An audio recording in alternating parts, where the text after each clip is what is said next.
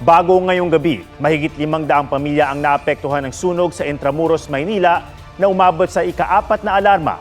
At sa gitna nito, kinuyog ang isang lalaking naging pasimuno umano ng sunog. May report si Jamie Santos.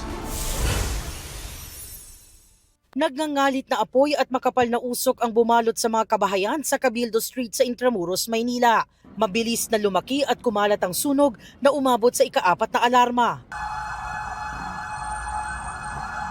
Sunod-sunod ang dating ng mga fire truck mula sa Karatig Lungsod. Ilan sa mga bumbero, pinasok na ang mga nasusunog na bahay. Ang mga apektadong residente, kanya-kanyang likas. Halos mga walang naisalbang gamit. Sumigaw yung asawa ko na sunog. Tapos nung lumabas po ako, nakita ko ang usok makakapal na po eh. Tapos ngayon ang ginawa ko, ginising ko na yung mga anak kong tulog. Tapos kung baba na kayo, baba. Nagdatingan na rin yung mga mga bumbero eh. Kaya lang masikip po kasi.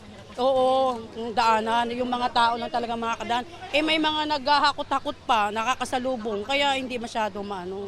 Sa gitna ng sunog, isang lalaki ang pinagbubugbog matapos iturong pasimuno ng sunog.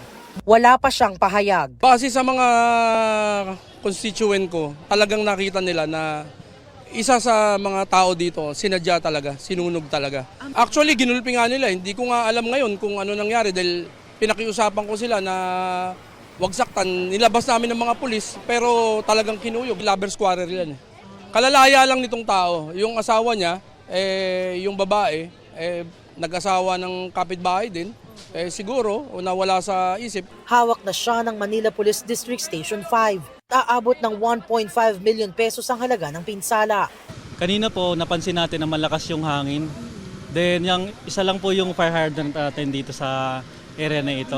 Medyo malayo na po yung, mayroon pong dalawa pero medyo malayo po siya. Jamie Santos, nagbabalita para sa GMA Integrated News.